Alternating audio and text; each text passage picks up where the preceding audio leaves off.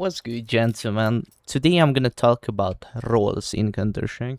I'm trying to talk about everything that I know and everything as I learned, and that a player can have multiple roles.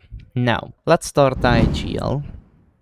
So how we gonna do this? When we talk about an IGL, we gotta separate the IGL as a entry IGL and a lurker IGL. Now in today's Counter-Strike, lurker IGL doesn't really exist anymore, which I'm hella glad. And let alone talk about a upper IGL, I don't even gonna bring it up, because if you wanna do that, you can go fuck yourself. I'm gonna be honest. Yep, like being an upper IGL is just you take away the chance to make a proper call, and I understand what was the reason with it. The reason was behind it to play it like a lurker IGL, but you won't mess up the lurker's job while you call the round, but you would, for example, on the Mirage mid, you would be just pretty much holding this angle, and then you would call the round from here. Which is an understandable point, and probably there is still 2-3 maps where you can do it, but please don't. Please don't grief your team this much, so we're not even gonna talk about it. I'm gonna talk about first what I played myself, and it was the entry IGL. This is not a same type of entry as we talk about entering onto a bomb site. This is more like an entry who is entering onto the main map control that we wanna take. So, we talked about on the why you suck at Mirage that we gotta take on Mirage and mid, for example. That's why I'm talking about Mirage, because we already went through the map, and if you watch the video, then you would already know what I'm talking about when it comes to this. So we gotta take mid. I talked about that either boost to window or take ladder room is the key control that we are looking for, because sometimes even in a man disadvantage, because we cut off the fastest rotation of the CTs, it could still really easily lead to man advantages. So, because of that, we're gonna look forward based on that to work off of it, right? So, the knowledge I said in a why you suck at the map, we're gonna work with this knowledge in this video. So, if I don't talk about, for example, a lurker, what a lurker does right now, it's because I already said it in the video, and please do watch that. So, the thing we're looking out for here as an IGL is that based on my call, what I want to take, am I going to end up in connector or on short, I'm gonna change my route compared to that. So for example, let's start with, I want to go down to con, so I'm gonna flash over this and run here. Window is smoked, keep it in mind, window is smoked. How I like to do it is to throw this flash and me start to run down here, and the second player, who is the upper, gonna be standing up on this ledge and aim here, and it's a basic left click throw molotov. If you are wondering if this goes over the smoke, yes it does. You can see this when it's smoked away. It's getting mollied away. I'm running here to get into position. You know, it's gonna burn out, so be careful. Just dog really close. You can even clear up here. Timing wise, I believe you can be on short, but it's not really happening all the time. The upper here gonna be here and throw this flash, which gonna pop in connector. Remind you, I'm running down here. I'm asking for the flash and then taking connector. Remember, everything is fast. And if I have my molotov, which is usual, I could even mollo short to make this more separated fight. And I'm pretty much setting my round up based on what's happening on the connector. Now, if you feel like that this is a bad round call, it's not. It's just something that you are not really used to. This is more like a advanced round calls. A ton of tier 2, tier 1 team do round calls like this because Counter-Strike is not as hard as you believe when you're taking the steps to become better and better at the game, and you got to the point where you want to be in a team and you want to call for a team. Your biggest problem that you usually face is that you don't believe that the game is this easy. At the end of the day, it don't matter what type of party you play in, it's gonna be a 5v5 first-person shooter game at the end of the day. So it don't matter how much you believe what the team is doing is not complicated enough enough. You don't have to be complicated enough in a team, because what's important is that you win. And then you get the trophy, right? The trophy never gonna ask if you did a triple fake crazy fucking round, or you did in your mind a 50-50 fight, but it's not a 50-50 fight because we flash you in and then we use the correct utility, so you are even hard to trade as well. So as an IGL, I would say the first thing is you have to look out for is not to overcomplicate things. Second and most important part, you have to be as talkative as I am right now in the video. You pretty much don't hear me not talk, and that's because I'm so used to talking. You can see my map on the top left corner. You probably used to a way smaller map when you play yourself. The reason I like it as big as it is right now, I played on 1.3 as well. I do believe 1.3 is a little bit of reach. I feel like 1.2 or 1.25 is the perfect range. The reason you need that as an IGL to have the map as big and still not in efficient position, because you gotta be able to see all 5 of your unit and where they are and how they do their stuff that we talked about. Like for example, I had a default take map where we would do the default take into a connector swing that we talk about, and then I would have 2 people on the ramp doing some flexible lurk. So if I get a kill on connector, they would be already here and they would already expand out and clear out the rest of the site, mollo down there, clear up here, and then we would meet here and we would have the bomb for ramp, and he's gonna plant it here, and we would play after plant where we retake mid and play connector so that we can see the bomb when you kinda cannot play the after plant anymore. And if I got my entry, now I'm trying to hide because you gonna look for me, right? I'm gonna explain this round while I'm doing the positioning. Like right now I'm talking about entry and IGL, right? I'm entry IGL. Got the kill on the guy who swung from this side. Got the kill, and now I wanna talk back here because now I'm playing more like a star player shit, that the other entry that happens here on the map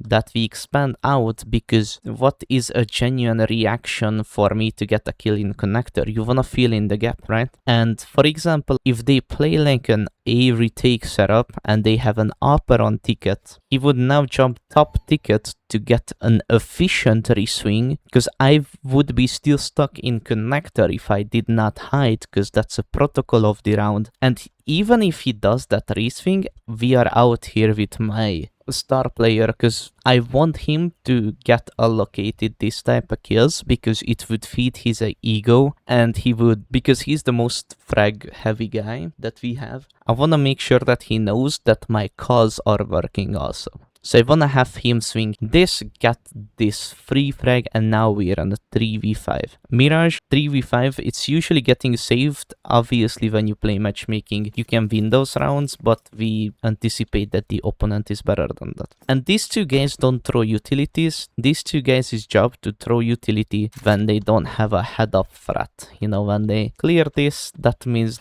someone could be under palace to clear that, clear sandwich, clear anti-ninja, like that's their job, and if somebody dies, the other is trading. And at the same time, I'm scaling off from connector, so we're gonna meet up here. I'm clearing stairs that could get them off guard, and if you would be like, yeah, but who is guarding your back? Remember the upper who I had on mid, he would come up to this angle, because short would be a really weak angle for us, and even if he doesn't hit the shot, he has the information and I can react to the info, and I can still use utility if I have, or at that time of the round, I could have my lurker slowly but surely scale up. He's not gonna have an up, just forgot to retake back the AK. So he would be scale up in B-ups after in the round start he throw this mollo. The reason we throw this mollo, it's a really good lurker utility, doesn't allow you to jump spot on B-ups, so you cannot get early info what's happening in the round. But we can still B-rush because we can jump out the window. And even you throw the molly, and if you close you can smoke it also, and then just jump out. Yep, Let's go back to the IGL part. We talked about if you're IGLing, you pretty much entry on the map control. But what happens when you play lurker IGL? Back then, a really good lurker IGL I know was, I wanna say Get Right, but no, I don't think so. No, I believe Get Right was a lurker, but he didn't IGL. But it's fine. If you play lurker IGL, isn't it Tapson? I can't recall a really good lurker IGL, but I know there are some. They are already not like really popular, and for the reason is that you don't see yourself what's happening on the main map control. So that if you wanna make a good mid-round call, you already lack the biggest information on, like, there is a way that you're not gonna lack on the biggest information possible, but in my beliefs and my experience, when this happened, most of the time you didn't have the chance to hear the information because they got overwhelmed, they got counter pushed. But if you are there, you have the chance to hear everything that you want. Pretty much that's it. I value entry IGL more than I value lurker IGL. Your job is gonna be the same as a lurker, but you call the round as well. Let's go to the second important attacking position, which is the side take entry. Now, this could be an IGL also. Most of the time it's not. To say a funny entry fragger, it was Furious. Obviously, most of the entry fraggers not gonna have really good statistics because you get an entry onto this without having any fucking information. Now, how possible is that? Not really possible, is it? So, your biggest help could be separating first with the util. So for you, it's gonna matter a ton that how the IGL is calling around. That's why a ton of the times it's the IGL, because he is probably the guy who knows the round setup the most. So that he knows what's gonna be smoked, what's gonna be mollied away, and what are we really flashing. Because everything else, it's your fucking hard clear. You have to utilize shoulder peeking, which is what I'm doing right now. You have to utilize jiggle. The difference between shoulder and jiggle, that I'm shoulder swinging now and now I'm jiggle. The difference is I have a weapon in my hand. In a shoulder swing I don't really wanna have because my unit differential is way too big. I'm 250 here and I'm like 170 here. But if I see you, I'm gonna shoot at you. So that's the main differential when it comes to that. You gotta know entry routes. I'm gonna show you on Mirage A site, and if you want me to expand on this role, we can talk about it, because I played this a ton. So like there is two entry routes on A. One which is dog sandwich and scales towards we call this like jungle smoke, like you can see like scales towards jungle, and we have one that scales towards CT through outside. So let's start with the one that scales towards jungle. The thing that we do here is that I wanna swing on triple differently than on CT, because on CT you see what I'm doing here? You see this bullshit? I'm elevating while swinging. It's gonna be way too comfortable for an upper.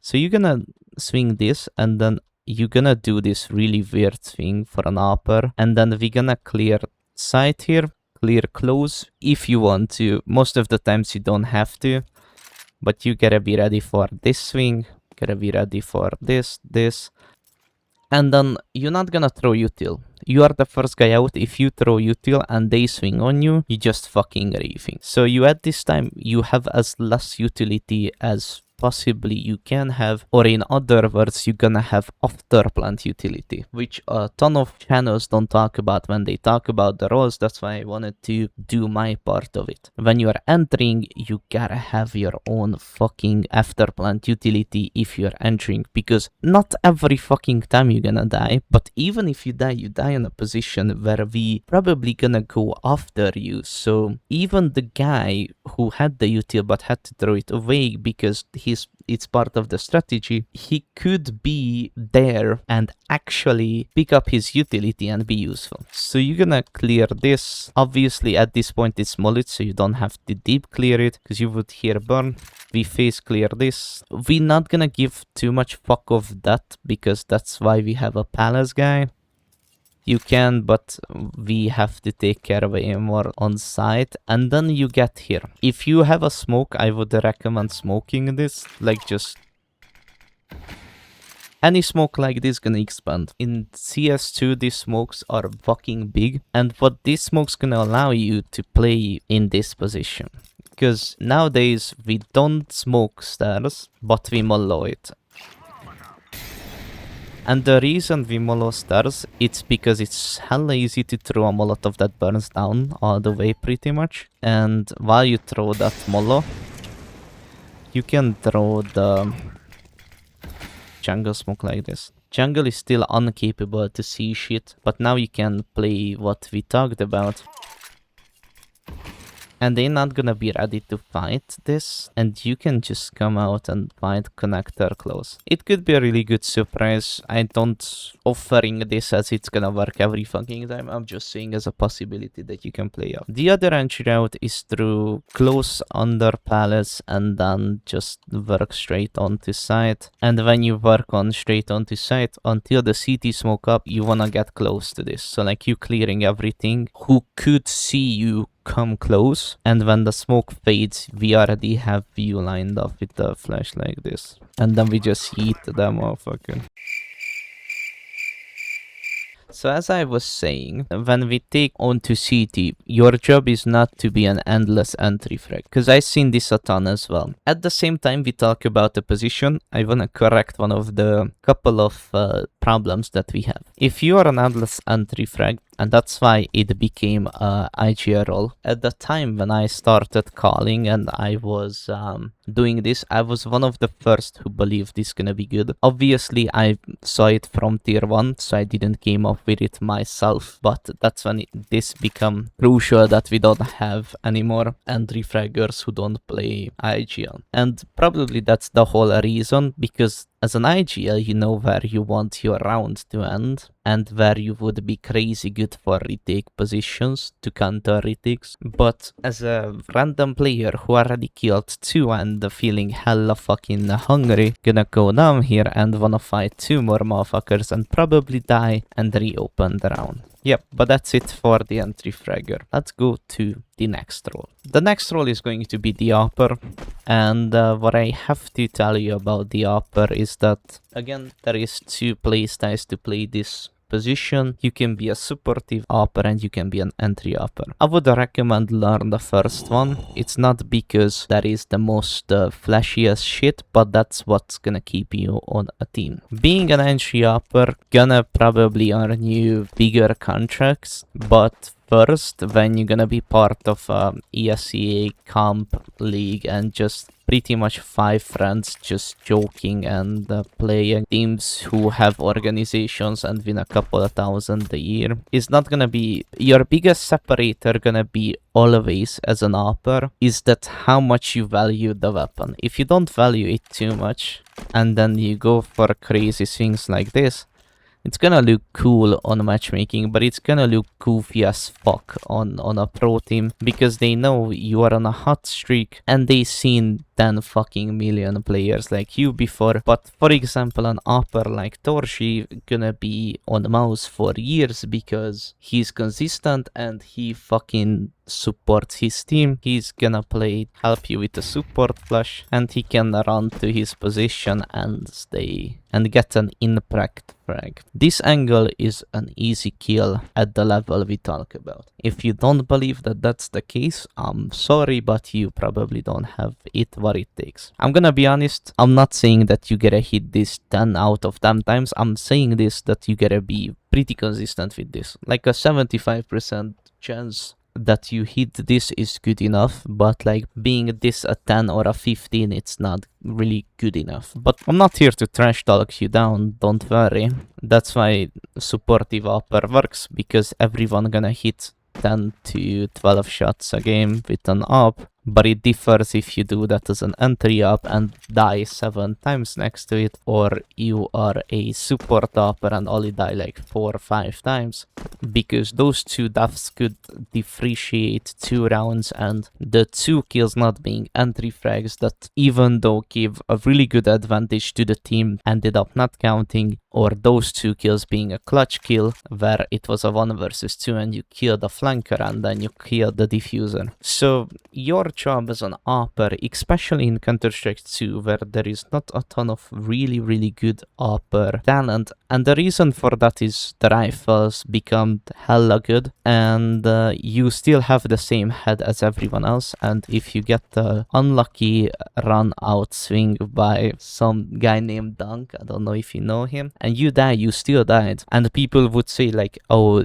this is a favorable angle for you, so you're just not good. If you are consistent, but not like a 1.4 rating guy every fucking match, it's fine. It's way more fine than you believe. I would say if you play CT upper, be unpredictable, show up in every part of the map, try to guess where they are, and if you have an IGL like me, I would help you guess where to go. Because I believe the more places you show up as an upper, the more fearful you are. And for you, if you wanna become a upper, one thing I can tell you is you gotta play the fucking game. You gotta have a decent utility knowledge. You gotta be able to communicate a ton. You stupid!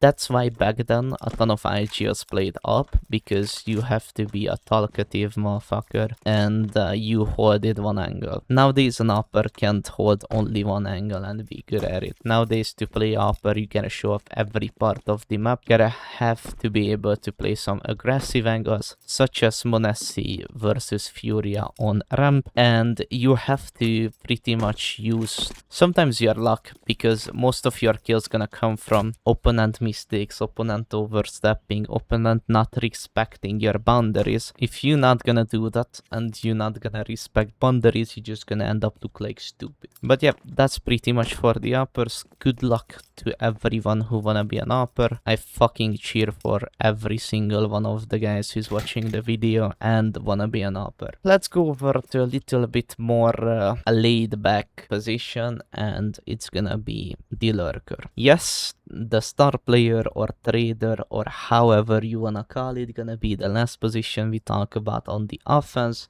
because you as a lurker gotta be a rat on the map. Probably we already have image here which gonna separate it down. First you gotta be a map control guy. Like as a lurker you play one-on-one map control. So at the start of the round we do this mod. I'm gonna talk about B-apps as a lurker position, because that's where I'm usually putting mine. First, we fight for the map control, so no boost. You know, everybody knows at this point the boost that you can do here, where the guy is jumping on your head and runs B-apps to do a boost or a quick entry peek. That's what we're trying to not die to with this Molotov, because we would hurt them burning here, and he probably won't even be able to jump into the window. I don't know how much it takes away from your mobility speed if you're burning. So first of all, you're gonna fight for contact so that you will be able to take map control a little bit fast. The thing is, I called fast lurker rounds. A fast lurker round is when you make quick sounds and then throw a lurker smoke. For example, this is a lurker smoke. It was more of a lurker smoke in CS2 because the different smoke fades, but it's still fine because a ton of smoke fades gonna allow you to make a separate swing on bench, and not every bench player is ready for this swing, or Pirito the smoke. See, it's a different fade, but it's gonna do what we were talking about, or not a ton of people is ready as they are holding that angle and waiting for you to walk through the smoke, or they are trying to do a nade the smoke play, but you are here to get them surprised. Or you can have slow lurker rounds where you just wait, hold here. I like to hold here a ton because if you don't have bright settings as I have right now, a ton of the times you won't see the difference between the pot and the player. I did hold here as an op for entry swings, but I like to hold this, because if the guy don't know how to hold B apps as a B anchor, he will show here and get a free kill. So you are as a lurker pretty much the rat on the map that we know you kinda exist, but have to act like you are not existing and play off of you like there is no tomorrow. I didn't play that many lurker. I know how it pretty much works. I played lurker in one team, and for some reason I was good at it. I guess it comes from that because I'm an IGL, I think too much most of the time. But I played well, but to be fair, I didn't enjoy it for fucking 30 rounds. So as a lurker, you're pretty much just trying to find a really good timing and get the whole team fucked up. Yeah, that's pretty much it. And the last position that we have to talk about is trader, and then we're gonna go over to CT, and there is one position we have to talk about on CT as well. Trader, your job is pretty much to be a beast and kill based on information. If you hear someone getting called out based on info, on site takes most of the time until the entry frag is alive, you're gonna throw a molotov to help him, or basic not crazy utility that helps your entry fragger, and if he dies based on the info he has, you get easy fucking frags. And then on defense, because I already talked about everybody on defense, so let's have you as well. You're probably gonna play connector because of the kill possibilities, and you're gonna learn this smoke. On the why you suck at Mirage, we already have a lineup, and then for example you're gonna play on the bench, and then you're gonna swing under. You sometimes gonna be the window player because the upper is not playing window, and because that's how the round works. For example, I managed to hit it off, I ran too much with it. Or you probably gonna play close up ramp. You know, your job is as a star player is pretty much enjoy the game. I'm gonna be fucking honest with you, you pretty much have to just enjoy the game, because nearly every fucking IGL is gonna suck your toes dry and gonna have a playbook around you so you can get a ton of free kills. Yeah, it's fine, that's part of the game. And if you say like, oh, I wanna be a entry or a star player or an upper, these three positions need you to have sharp fucking aim. Yes, for an IGL entry, we usually look over the fact that he is not shooting the best, obviously, but for everyone else, you gotta be able to really fucking sharp. At the meantime, while I'm talking about trader, I wanna make this jump, and I still don't know how to do it. It's unfortunate. So yeah, what goes to the star player also? The star player still have to know a lot of utility, because most of the time we are setting up after plans in favor of you, so you're gonna be pretty much a closer also. So you pretty much gotta be able to know how to, for example, flash stairs to help your teammates do that. You gotta be able to know how to flash CT. I made that bounce off. You gotta be able how to flash deep CT. Basically this. Yep, and on team structures, this position will differ a ton. And let's get to the last position. The last position we're gonna talk about when it comes to defense, and because it's not an attacker position, it's not an other than the anchor. The name pretty much gonna tell you what you have to do. You're pretty much the guy who is making sure that you go down with the ship, and the ship right now is the bomb site, and if something goes fucking south, you pretty much gonna die. You know, you're gonna go down at the same time with the site. Your job is with your utility, with your playstyle, to be is closer to a lurker, because you somewhat gotta be a rat to stay alive. Like, there is not a round you gonna stay alive because you didn't fucking smoke yourself and then decided to not back out, but to stay for like anti-ninja or like jump on a box. Like, the most weird shit I ever seen as an IGL, it's when I see someone playing anchor. The amount of times I had dudes who needed to die and they yet to do it. For example, I call this the team spirit utility. I had to make a video about it, but the amount of times I had a motherfucker throw this smoke. And this is a really good smoke because it allows you to separate, but you can throw it with like this when it's your own CT smoke. And I know a ton of dudes don't like to re-smoke CT, but this could really fucking work a ton of the times, because you re-smoke CT and now you can play a setup CT retake, yes. But if you don't wanna use that, there is this third option that I found out. It should have a gap here. I kinda fucked it up. I don't know how to throw it now, but I'm gonna show you the position after this goes away. So the position is around here. And the whole purpose is that now you can walk out here. And next to this, you can throw nades onto... or like this. Just pretty much Kobe onto this motherfucker. Beautiful shit, beautiful shit. So yeah, I talked about pretty much every position in Counter-Strike, and I'm willing to go as far as everyone who comments their personality, how much they willing to talk throughout a round, and they believe they know what position they play. I'm willing to react to it and tell you if you are right or not. That's what I'm willing to offer you. My qualifications are that I played IGL, I played lurker, I wasn't a star player, but I started playing upper, and I coached not one, not two teams to be better.